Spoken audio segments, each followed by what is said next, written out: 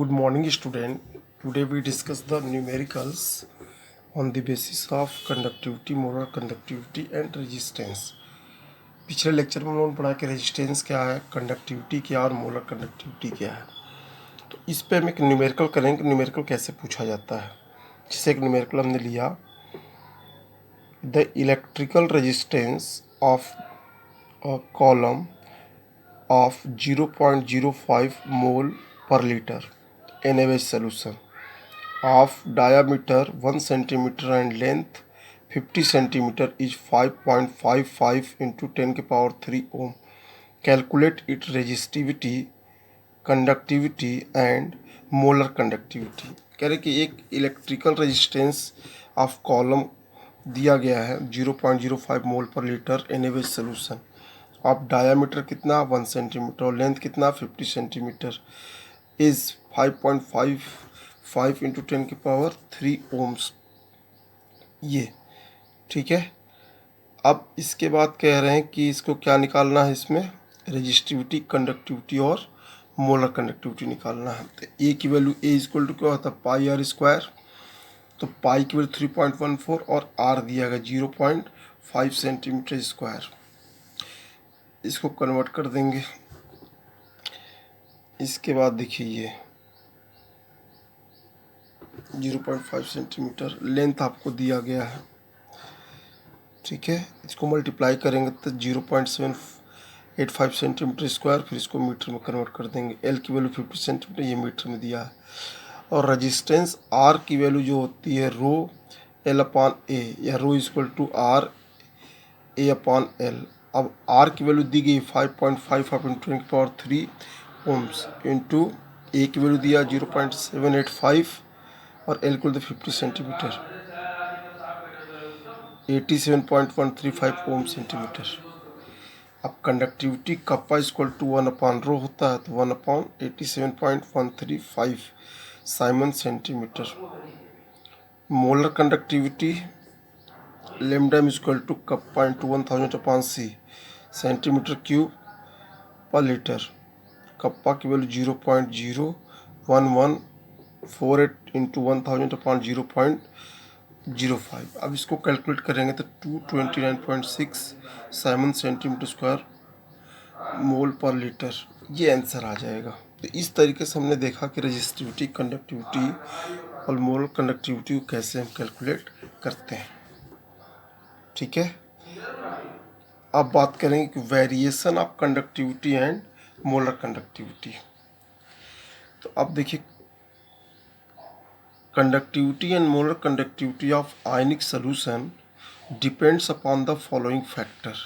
Conductivity और molar conductivity following factor पर depend करता है। एक आपका होता है नेचर ऑफ इलेक्ट्रोलाइट। अब नेचर ऑफ इलेक्ट्रोलाइट में आपका इलेक्ट्रोलाइट स्ट्रॉन्ग इलेक्ट्रोलाइट है या वीक इलेक्ट्रोलाइट है, इस पर डिपेंड करेगा, क्योंकि स्ट्रॉन्ग इलेक्ट्रोलाइट कंप्लीटली डिसोसिएट हो जाएगा और वीक इलेक्ट्रोलाइट क्या पार्शियली डिसोसिएट होगा। दूसरा आपका दिया है कंसंट्रेशन, ठीक है, कंसंट्रेशन ऑफ सोल्यूशन पे। तो conductivity always decreases with increase in the concentration of weak as well as strong electrolyte की कंडक्टिविटी हमेशा क्या होती है, कम होती है या घट जाती है जब concentration of weak as well as strong electrolyte का घटता है। Conductivity decreases with dilution because ions per unit volume are decreases की कंडक्टिविटी घट जाती है जब डाइल्यूशन करते हैं। क्यों? क्योंकि ions per unit volume decrease कर जाता है, ठीक है। तो इस तरीके से हमने देखा कि कंडक्टिविटी में क्या चेंजेस आते हैं और किन किन फैक्टर पर डिपेंड करता है, ठीक है।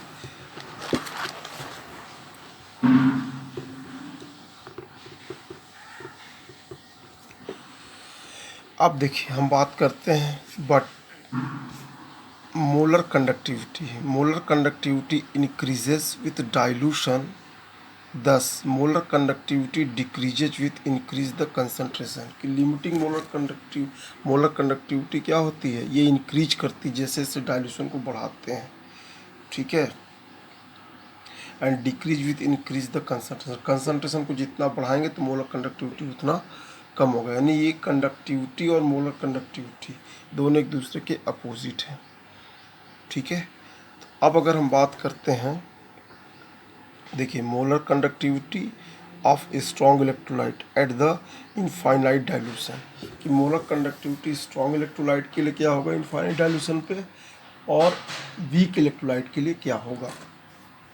ठीक है, तो अगर हम देखते हैं यहाँ पे, देखिए कि molar conductivity of strong electrolyte following the equations. Equation क्या है, molar conductivity is equal to limiting molar conductivity minus A under root C, और जब सी की value C is equal to 0 then molar conductivity is equal to limiting molar conductivity. तो जो ये equation आपका है, molar conductivity equal to limiting molar conductivity minus A under root C, equation is known as the डिबाई-हकल ओनसाउजर equation, डिबाई-हकल ओनसाइजर equations कहते हैं। अब यहाँ पे देखिए लिमिटिंग मोलर कंडक्टिविटी और कंसंट्रेशन के बीच में ग्राफ को हम प्लॉट किए हैं। तो जब ग्राफ को प्लॉट किए तो इस तरीके का हमको ग्राफ मिलता है। ठीक है, तो अब हम देखते हैं कि molar conductivity of weak electrolyte at the infinite solution. तो limiting molar conductivity for weak electrolyte can not be determined by extra plotting the curve at delta c is equal to 0, because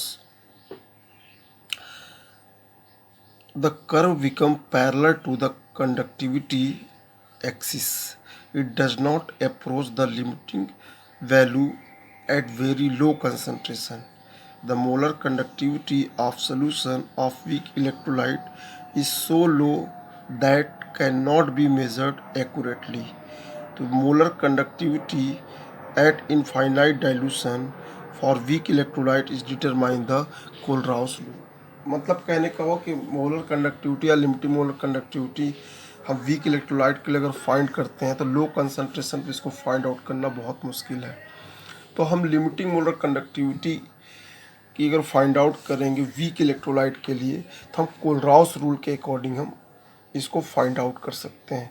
तो Kohlrausch rule में क्या बताया गया था ये हम आपको एक ब्रीफिंग कर दे रहे हैं, बाकी हम बताएंगे नेक्स्ट लेक्चर में। कि कोलराउस रूल में ये बताया गया था कि कोई भी इलेक्ट्रोलाइट्स अगर है, कोई भी इलेक्ट्रोलाइट्स है और अगर उसकी हम कंडक्टिविटी को फाइंड आउट करते हैं तो molar conductivity of electrolytes is depends और it is the sum of individual